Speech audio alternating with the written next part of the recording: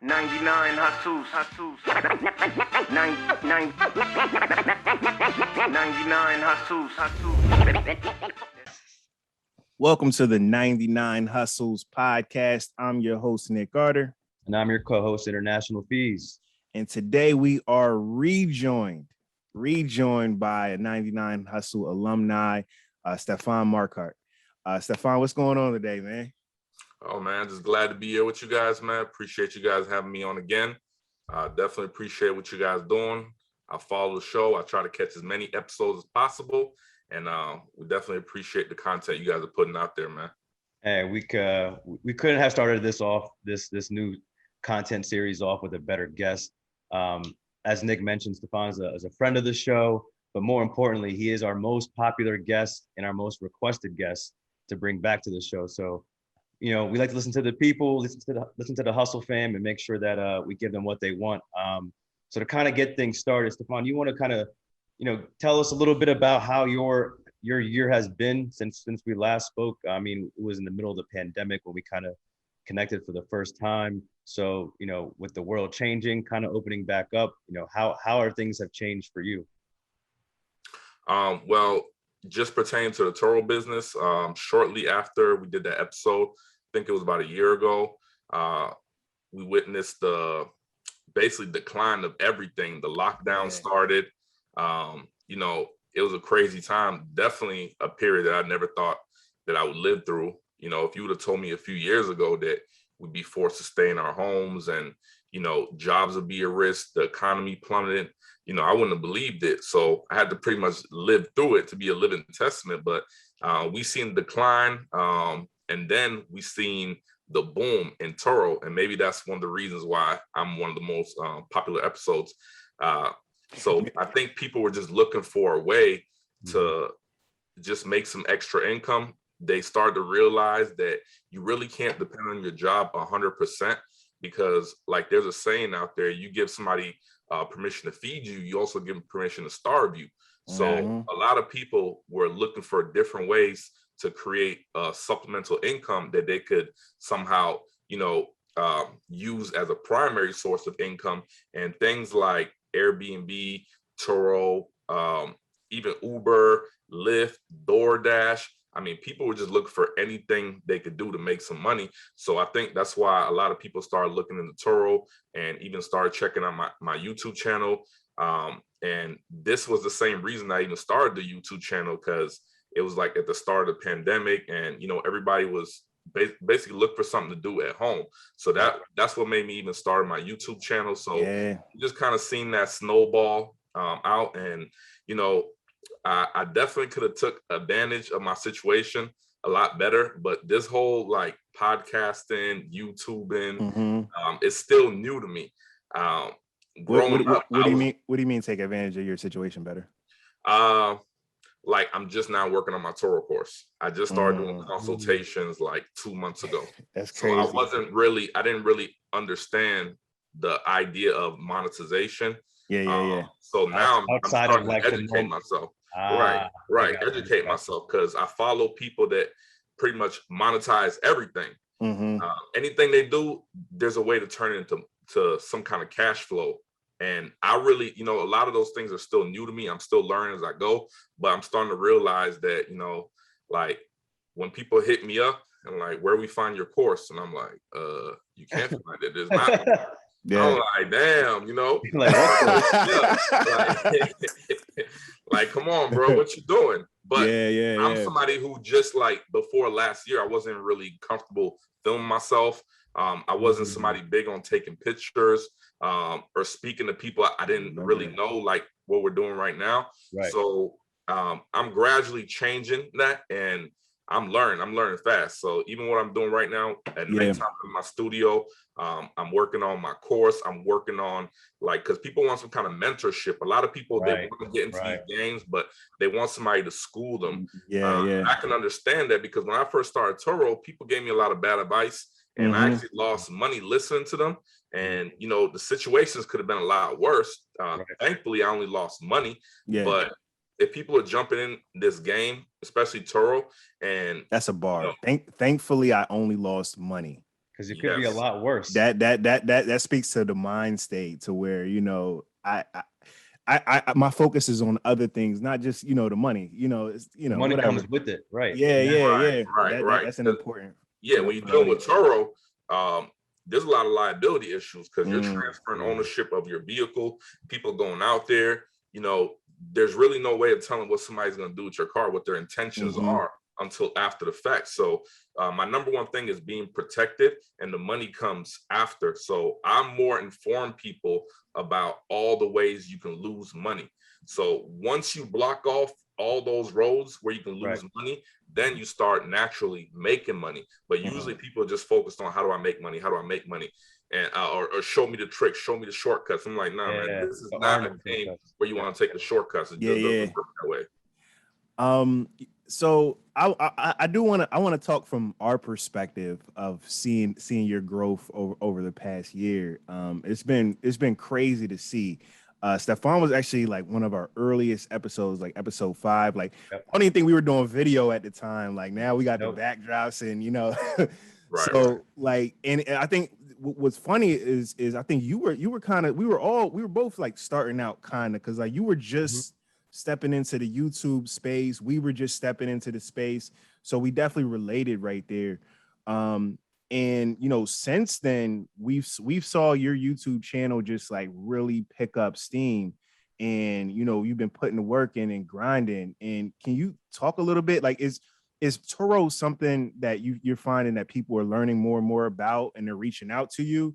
You know, can you just talk a little bit about your experiences early on to like seeing Turo kind of like take off? If it's it exploded, man. When I first a few years ago, I learned about Turo probably like 5 years ago, and at that time literally nobody knew about Turo. And when I started about 3 years ago, pretty much a lot of people still didn't know about Turo. Just calling around to look for insurance kind of validated that. Like, people were like, what is Turo? What is that? You know, ride sharing. But now the pandemic kind of like sped up a lot of things, right? Because now people are out there, they're searching for these answers, they look for other ways to make money. And a lot of people have, you know, extra vehicles that they're not really using.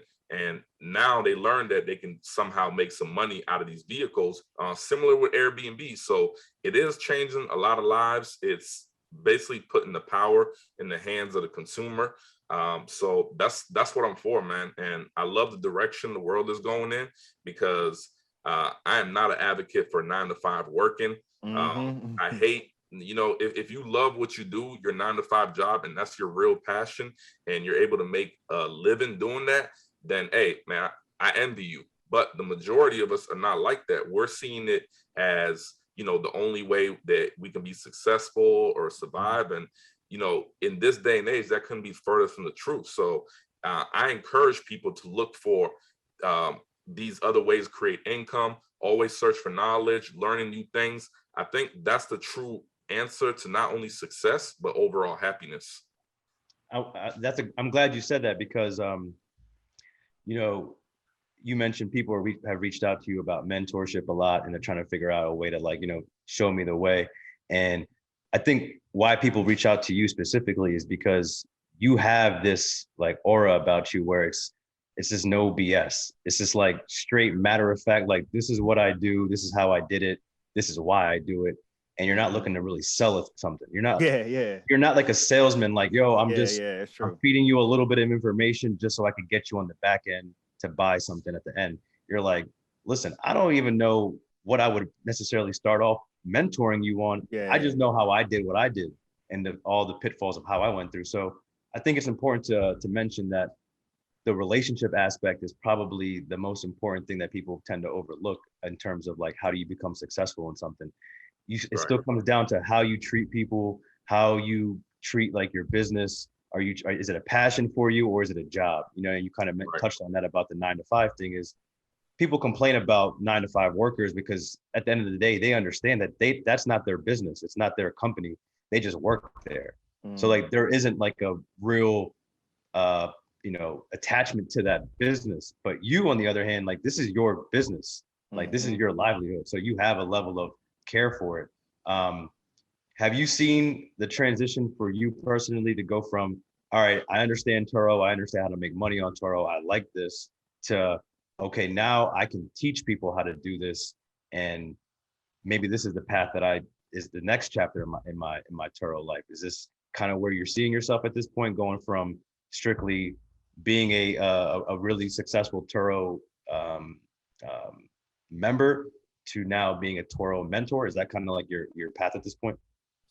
Yeah, man. So it's crazy because last time we did this podcast a year ago, I mean, a lot has changed. I'm still going through this phase where I'm kind of like figuring myself out, finding myself. Like last year, I was able to go back to Africa because I was originally born in Africa, in West Africa. That's right. And I went back to Africa. I was there for a month, and that was just like a life-changing, experience for me. And I can't even put it into words. So now I have this newfound passion on that side about my home country, and obviously doing a lot more research into that.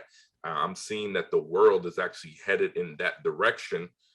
So there's definitely an opportunity on that side for me to not only rekindle like my son with his roots, bring us back to Africa, but also there's a huge opportunity to make money and also bring people on, like connect the two sides. Because I grew up in America, but I'm from Africa, so I'm able to bring those pieces together. But I don't really know like where exactly I see myself. I just know that I always have to continue growing. And an interesting thing about doing the mentorship, about 30 to 40% of the people, when they jump on these calls with me, there's always a series of questions that I ask them. And a lot of times we only talk about Turo like 20% of the times. Other times people want to talk about like the mindset needed to actually go out there, take that chance. They're trying to figure out not even like tricks and tactics about Turo, but how do you motivate yourself to do this? How do you decide, to do this? They start talking about other things, and it makes me realize that, there's another issue just besides like, trying to get people to find different ways to make money other than the traditional method of 9 to 5. Like the mindset is a very important part. And I don't think you can really achieve success on a higher scale without first mastering the mindset. So I think that's something I see for myself going forward. Coaching people, not just on Turo, but just overall motivating them. I notice people like to follow my journey. They like when I post things on my social media. They're looking for that source of motivation. Maybe they can't relate to the millionaire who has Lamborghinis and stuff because they just, that person is just so far above. But somebody like myself who's still out here in the trenches, who's trying to get it, I'm more relatable. So and we see the I process. get a lot of those calls. Yeah. So sometimes it's crazy. People like I've had people book calls with me like 2-3 times, and like they just kind of want to chat. And I almost feel bad to take their money, but I'm like, man, this is That's really crazy. out there. That's crazy. People need this stuff, like what we're doing right now, the podcast, and the YouTube. People need it, man, now more than ever. So Stefan, something else I wanted to ask you specifically about the Turo app itself. I know a lot of times when you're hustling or entrepreneurs that their business is reliant on an app or like a platform like Facebook, for instance, right? At any time that platform can change their rules or change their regulations that put the hustler in like an awkward spot. Has there been any changes in the Turo functionality over the course of the year that's caused you to change the way you do business? The change actually came maybe before we did our podcast, and it wasn't anything major. It was just like they changed the mileage allowance. At first, they were giving us the option of setting how many miles the guest could drive a day. And I think the minimum you could set was like 75. And then they also allowed us to set our over mileage charge, and that went up to like $1 something. So what people were actually doing is they were pretty much being predators. They were renting regular cars, economy vehicles. They were only giving people 70 miles a day, hoping that people go over miles so they could charge them like $1 per mile. And what would happen is, obviously some of the guests, they don't read all the terms of service. They don't read all those things, and they return the car back. They get an invoice for like a few $100s because they went over miles. And then they're like, well, forget Turo. I'm not coming back. Never coming back. Yeah. Turo still has to pay the host, But now what happens is they lose a user, they lose the money. So it was just bad business overall. So they kind of started tweaking a couple little things. Okay. That went against the host a little bit, but recently they gave us an extra 5% on the most popular protection plan, which is, it was a 70-30, now it's a 75-25. So that's what I tell everybody to jump on. So we're earning an extra 5%. But they're trying to keep the middle ground. They're trying to create a good experience for the guests, and also make sure the host can still be profitable. So some of the things I don't agree with, but I see why they're doing it. But I'm a firm believer in, you have to know how to pivot. It doesn't matter what game you're in. If you're using another platform, even if you're selling on Amazon, you're doing Facebook ads, you're on Turo, it's all the same thing. That's somebody else's platform. Not only do you have to make sure that you can still operate outside the platform, but you have to make sure you have the ability to pivot and just keep moving no matter what happens. Which goes back to your original point about the mindset, and that's mastering the mindset. Always, what you end up having the most to talk about with people that sign up for your program. Right. Is back to, it doesn't really matter what you're selling. It's, do you understand what it means to sell, and what it means to actually be able to be a self-motivated person, to find a passion that can get you up and running and things of that nature. So in our original episode, you mentioned that you got into like the car space in general, with your garage. Is that something you still have going on, and you still have a strong aspect of your time is dedicated to that, or are you fully on Turo completely at this point? No, actually, more of my time is towards the actual mechanic part. Get a lot of customers who need jobs, motor, transmission, or they need minor stuff. I use my emission station, which I never really talk about, but that's actually like my main source of income. Like, that business is 100% passive, and that's actually the business that I live off. The other income, I just use it as investments to expand my business. But yeah, most of my time is used just doing repair work. I stopped selling cars for a bit because I started focusing on Turo and just doing repairs. But whenever Turo goes through like this decline where rental demand goes down, it's crazy because like the car prices go up. So it's almost like, instead of renting cars, now I can make a good profit selling some of those cars off, especially the ones that I've had in my inventory for over a year. They're fully paid off. And I even did a video about it, I think last month. I sold 2 of my units for actually a little bit higher than what I initially paid for the car. So I bought the cars for like $4,500. I was into everything $5,500. I rented the cars out for a year and a half. Cars made like $8,000, and I turn around and sell a car for $5,000 or $5,500. So I get my money right back. So a lot of those times people want to buy the cars, and I'll turn around and I'll just sell it to them.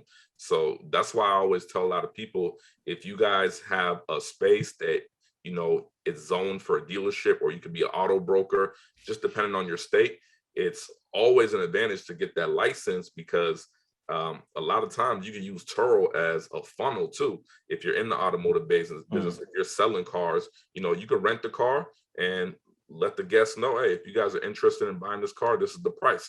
And now it's like a test drive that they're paying you for. So there's so many different ways to make the money in this business. So I've done repairs for customers. People bring me their cars when they see I have a shop. People have bought some of my Turo cars, or they just keep renting off me. Or some people say, hey man, we've seen your YouTube videos, so they go watch my YouTube videos. So it's like there's different ways to funnel the customer in. So I don't just focus on just Turo, but the Turo part is the passive part, right? When all our cars are out for the weekend, stuff like that, and I'm out doing stuff on the weekends, I'm not worrying about the cars, the money's still coming in. If mostly our most popular days for rentals is like Thursday to Friday to Monday or Tuesday. So when all those cars go out for those 3-4 days, when they come back, I'm gonna get a nice check. But during the weekend, I didn't have to worry about those cars. I didn't have to see them because they were already ready. They went out. So the passive aspect of Turo is what I love about that business, but I can never completely just let go of selling cars or repairing it, because that's how we started off in this business. And that is, Fees, I'm glad you asked that question, because Stefan did cover that on in our very first episode with him. He was selling cars, and so the marriage of having that business in Turo was kind of seamless, and brilliant. Quite frankly, to be able to cross market like that. Right. One thing I do want to ask you is, over the past 12 months, what would you say is like the best, like what have you most improved at in Turo? Like, what part of your Turo hustle have you worked on the most, or would you say that, something maybe you learned that kind of changed the game for you over the past year? Well, I pretty much took the learn approach as soon as I started Turo. So I pretty much learned everything there was like within a year. Like I was on Turo pages, I was following different Turo channels, like I was talking to different hosts. A lot of hosts, actually major hosts in my area, in the Atlanta area, like people who have Lambos and Ferraris, like they reach out to me, even though I don't rent those kind of cars, and we talk sometimes. Wait, you said Atlanta? Yeah, in Atlanta. I thought you were in Jersey. No, I'm in Atlanta. Yeah, so there's some actually big players in this game in Atlanta, and people like that have luxury cars, and they follow me on Instagram or YouTube, and sometimes they'll reach out to me just to see, what's going on. And so I learn a lot from them also. But yeah, the Turo game, man, I mean, we pretty much got that down packed like very early on. So unless there's any changes going on in the terms of service, then I'll adapt at that time. But pretty much once you got it down packed, you already know what not to do. You just pretty much ride with it, man. A lot of times people take this like as a emotional roller coaster. Like they're constantly, like I see people like tracking the car, seeing how fast the customer's going. Oh man, they wild. Hey, you going 120 miles? Like I don't care about all that stuff. I don't care if you go 300 miles an hour. I don't care, as long as you bring my car Customer back, service, the gas in it. Yeah, I don't really care. So I tell those people, like, this business is not for you. I think when I first started out, I was kind of like that, but just on a lower scale. Now it's like, hey, if somebody doesn't bring my car back, I mean, I already know I got to take these steps, do that. If the car get crashed, this is what I got to do with it. Emotional. It really doesn't matter. It really doesn't matter what happened to the car. I've literally been through everything you can imagine in this car. I've had somebody been carjacked out of my car. Wow. I've had somebody die in an accident. I've had people like not try to return my car, and I got to call a tow truck to repossess it. I personally have repo guys that have gone and like picked my car up and people. So I'm not really fazed by any of these things. So that's why it's really important to learn from somebody who's been through this, because you're gonna mess around and give yourself a heart attack trying to make some money. Man, that's not what I want you to do. Stefan, what? So those situations, we gotta unpack those. There's some stories here. I feel like. So can you talk about were you protected in these circumstances, or were you, any of these circumstances, were you actually liable in a civil, type of way? No. So what happens, as long as Turo doesn't deny the claim, and there's a few different ways they can deny it. So that's part of what I teach people. You want to make sure the car is not a safety hazard. You don't want to give anybody any reasons to like, oh, your car did this or that. So it's important to take pictures of your tires. Check the inner tire. A lot of times people just look at the outer tire. If your car is out of alignment, it wears out on the inner tire. So even though the outer tire looks good, that might be a safety hazard. And if somebody is able to prove that and bring that up to Turo, then you might have an issue. Another thing is airbag lights, tire pressure monitor lights. Even though it could be just the tire could be low, just a few PSI, or it could be completely flat. Who's to tell? Turo's not there to say it. So if the customer mentions, hey, this and this was going on with the car, like they're going to look into it. So you want to cover yourself on all the safety aspects. And a lot of times too, people are trying to put cars on Turo that are not eligible for Turo because it makes it through the screening process. Like pretty much if your car has a title that is branded in any way, salvage, rebuilt, that cannot be placed on the platform. A lot of times people don't know this. If the title is an exempt title, and a lot of times when people have cars over 10 years old, they just put on the miles exempt. Once somebody puts exempt on the title, you can't put that on the platform because the miles aren't really known.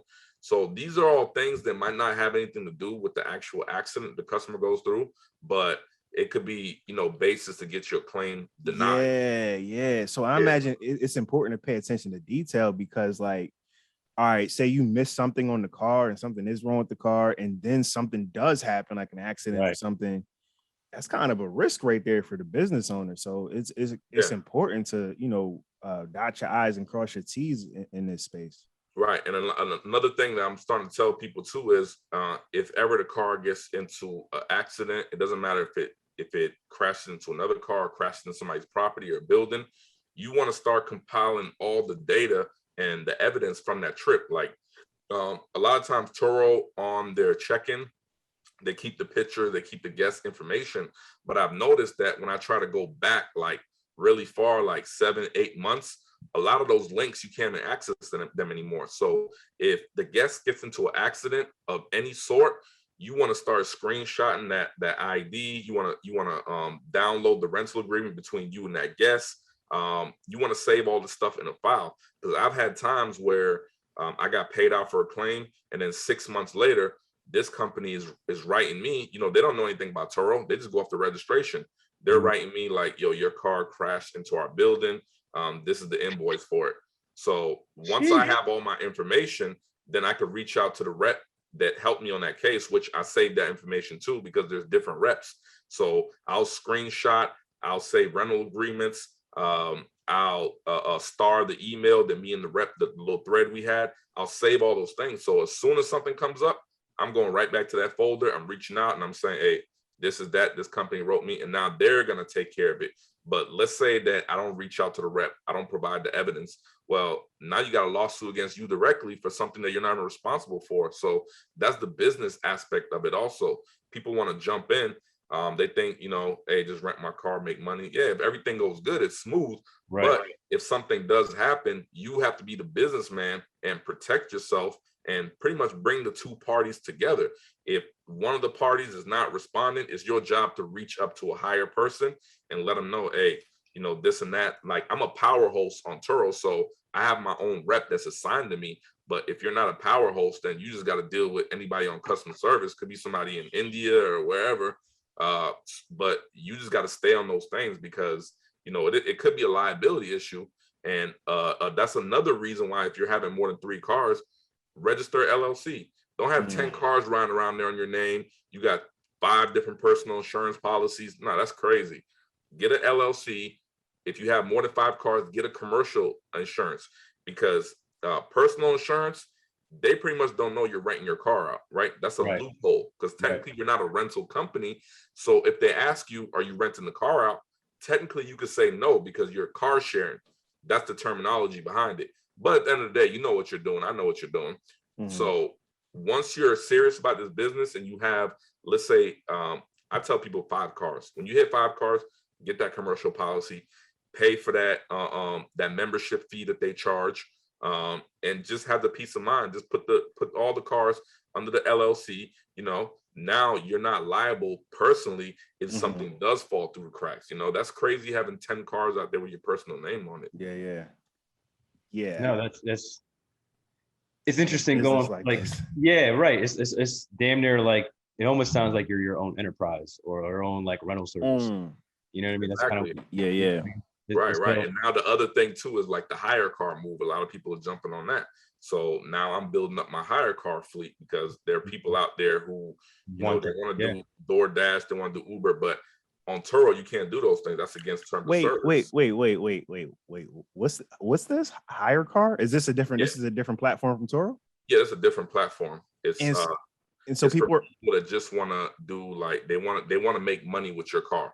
Turo for people who want to, like, they're using your car for personal use or they're traveling, whatever it is. Hire car specifically for people who want to do Uber, Lyft, DoorDash, and all those other apps. So they set them up for that. Yeah, that's brilliant. That solves a problem, especially in like the car's longer too. Especially in like major cities where people, generally speaking, there's more people than cars. Yeah. Right? So that makes a lot of sense. So is that where you kind of see like the next wave of this, like, ride share space type of thing going, like things of that nature, where it's like people using it for other businesses? Yeah, I think we're gonna see definitely a rise in the demand because um, people really can't afford cars. People don't have good credit to get approved on car loans. Subprime, the banks have cut down subprime loans. So a lot of those people they would lend to with 400, 500 credit scores, they've cut that down. They're not doing that anymore. So unless you find a buyer payer to personally finance you, it's almost impossible to get a car. And as we all know, the average person doesn't have 5, 6, 7,000 laying around to go buy a car. And I see that getting a lot worse. I don't see that situation getting better. So for the people who are in positions to be able to have vehicles that they can lend out to others, I see a great opportunity in the future for this. That's amazing, because when we had this conversation last year, it was all about kind of just learning about what Turo is.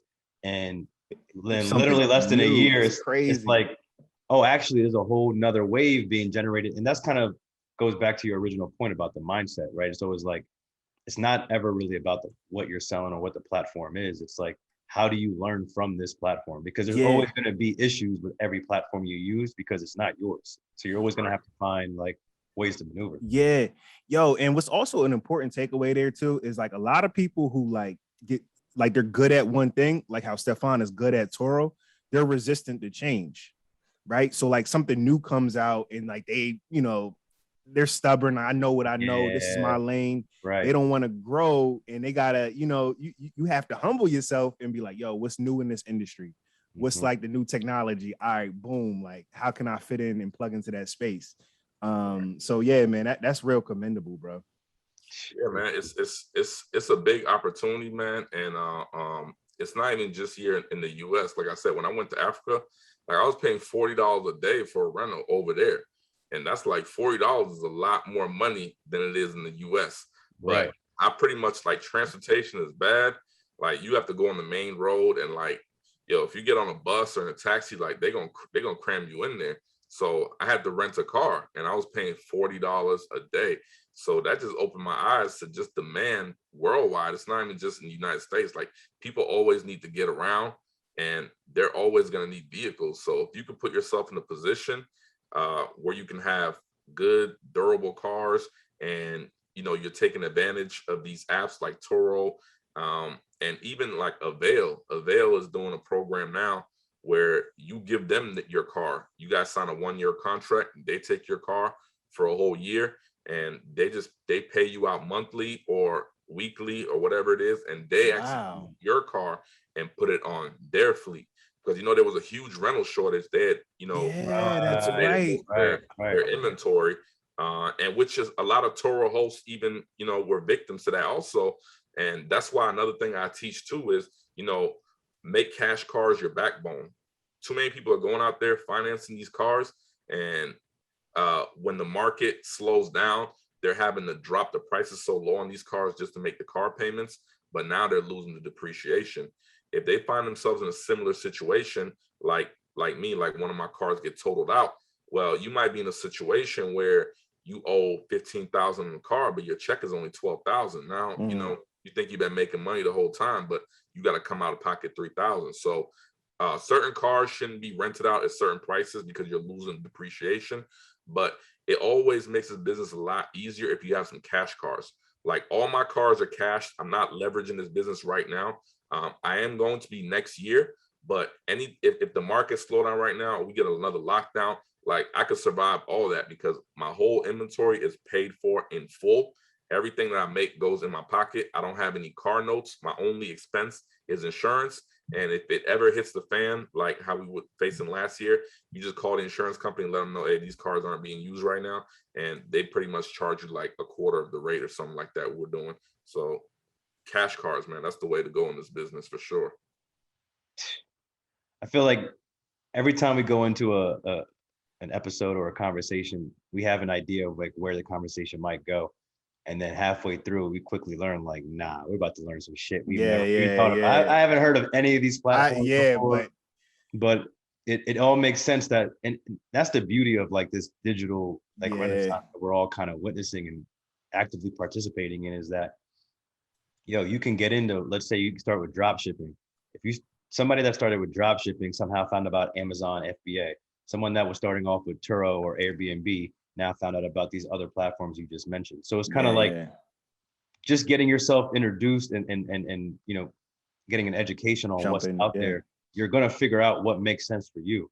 You know, Nick and I, we just came back from the DR in August, and you mentioned, like, you know, when you went back to Africa, how it was like a change for you. Like when you go to another place where you know, the values are different, the currency is different, just the standard of life is different.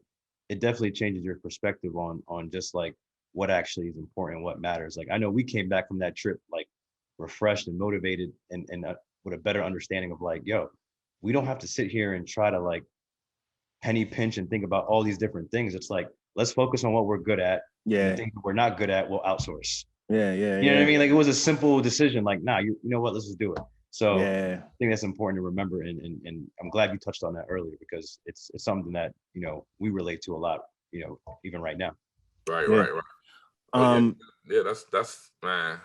Like when I came back from Africa, I actually just started taking, like, you know, all my cash that I was making from my Turo business. And I just invested in that market, man. Like I own acres in Africa, like beach land, like prime. We're gonna have to change your caption, bro. You're now a beyond just a Turo entrepreneur. You're a real estate developer, land developer, international. Yes. International. That was a big decision.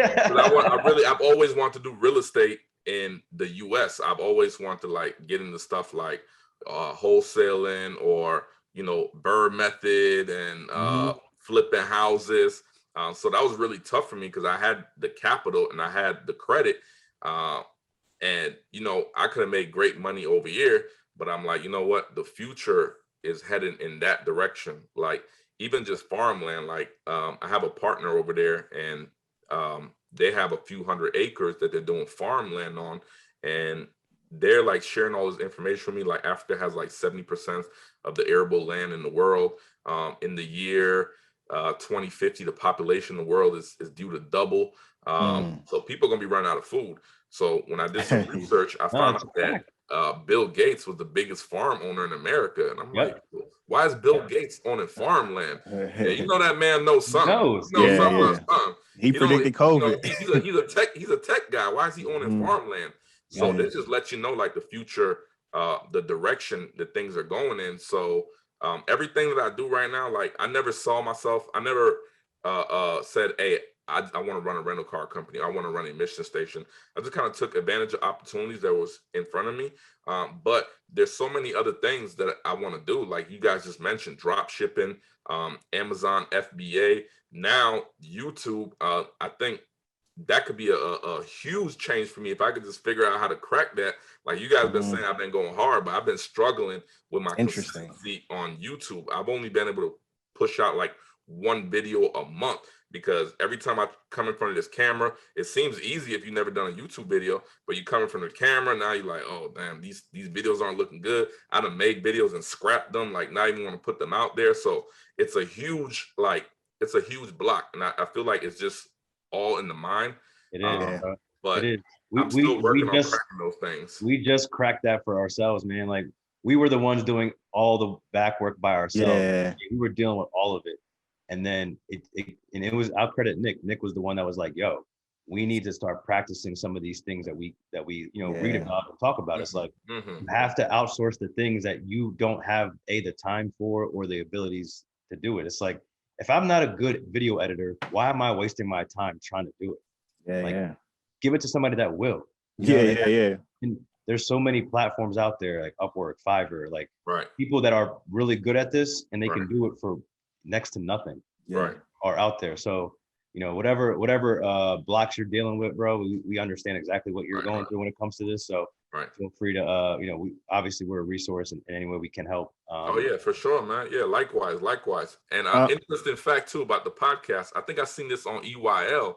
There's this girl that Spotify just gave her a 4-year contract to do a podcast for 60 mil.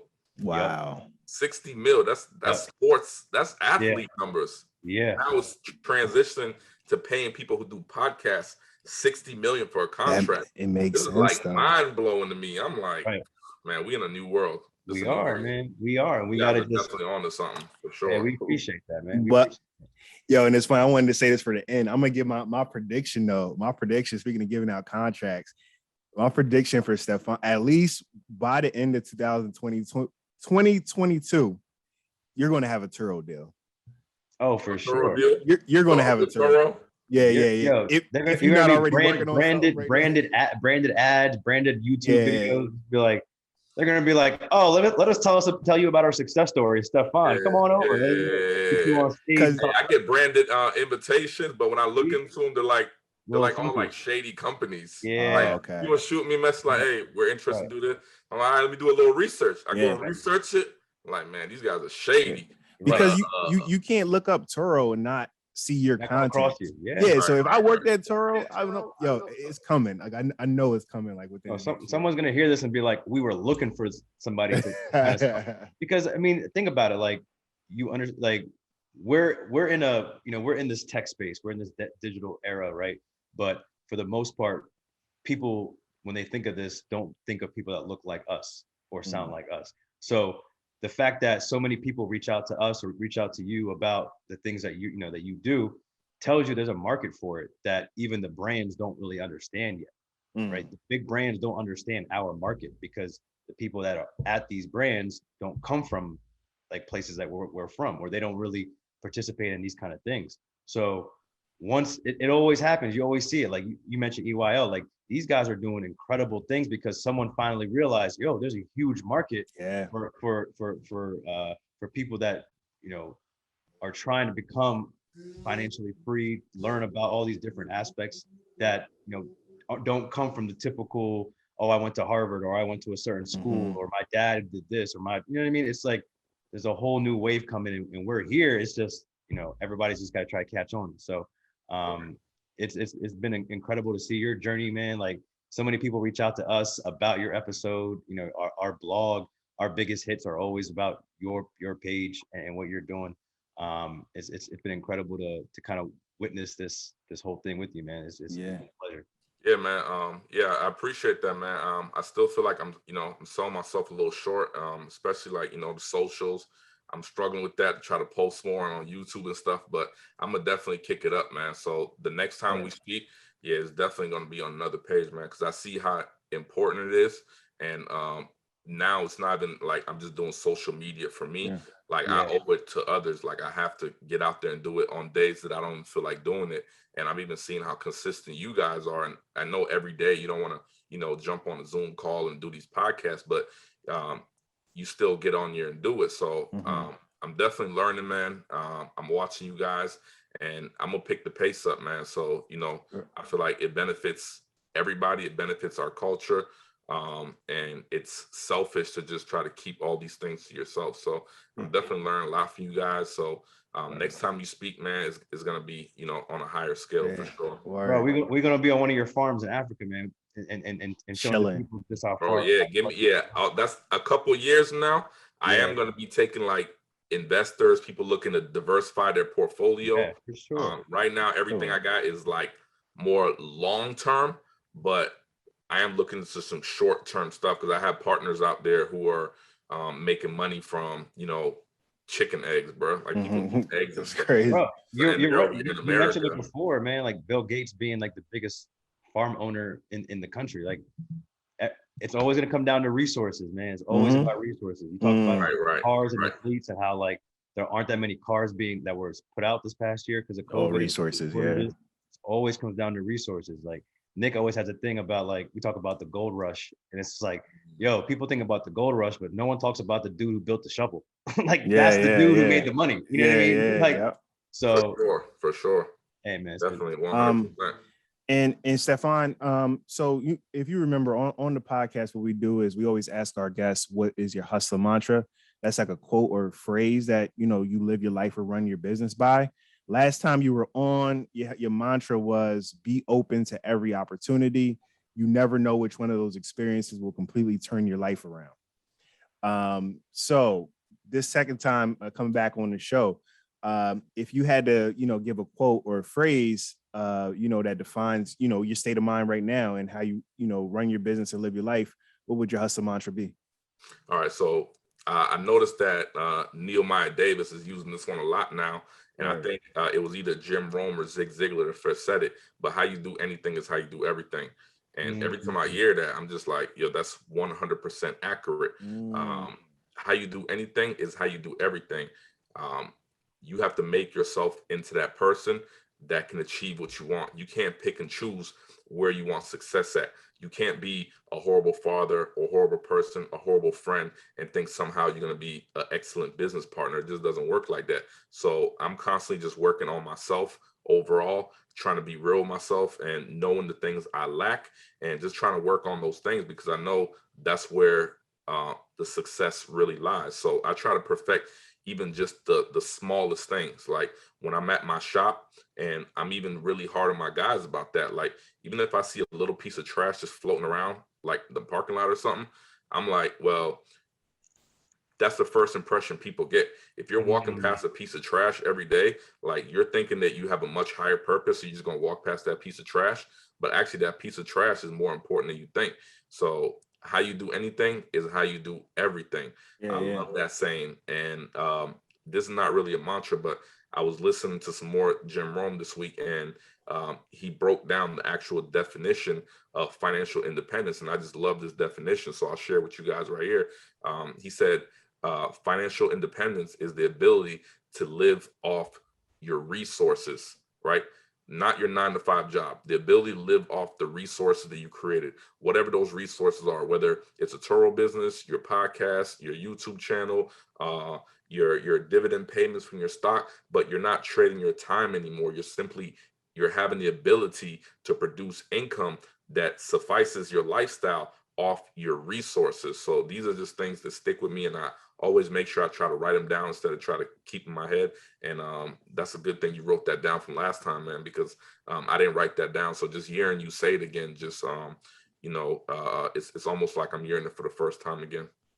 Dang, man, that's beautiful, man. I'm glad that not only that, hearing your own words back, repeated back to you kind of elicits that feeling, but this is a good reminder for everybody. It's like, you may slip up, or not even slip up, but you may not be, have lost a little bit of motivation on something, and you're kind of just in a rut, and you're kind of just feeling like, damn, like, am I doing the right thing? Just go back and listen to things that you did, or go back and just remember all the things that you already accomplished. Like you mentioned earlier about selling yourself short. Like that happens a lot with us, where people we tend to forget, like, damn, I actually did do a lot, as opposed to, always thinking like, damn, I'm not doing enough, or I didn't do it early enough. You know what I mean? It's like, run your race. It's not a sprint. You know what I mean? So just keep going off of that. But man, that was incredible, man. I'm glad we were able to get you back on the show, and give you an opportunity to kind of fill the family in on where you're at and where you're going. Real quick, where can people find you and your new mentor program?